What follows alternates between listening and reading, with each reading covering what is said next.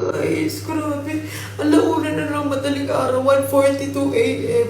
Tulungan niyo ako na yung Queen Pitik na account ko. Kasi may nag-email sa akin na magkakaroon daw ako ng blue badge. So, ayun yung email. Kinilig ko yung go to the next step. Tapos nanghingi siya ng mga information.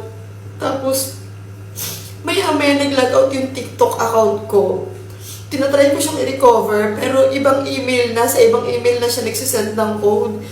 So, kung meron diyang makakatulong sa akin para ma-recover yung account, kung meron diyang customer service or may contact na po pwedeng makatulong, kung kaya pang ma-recover yung Queen Pitik na account, please guys, patulong naman kasi meron pang commission doon na hindi ko pa wini-withdraw. Meron pa mga papasok pa na commission. So, please guys, parang awa nyo na, tulungan nyo ako kung may makakatulong sa inyo. Patag naman ako or kung meron nagtatrabaho sa inyo sa customer service ng TikTok, kung pwede pang ma-recover yung account ko, baka naman pwede patulong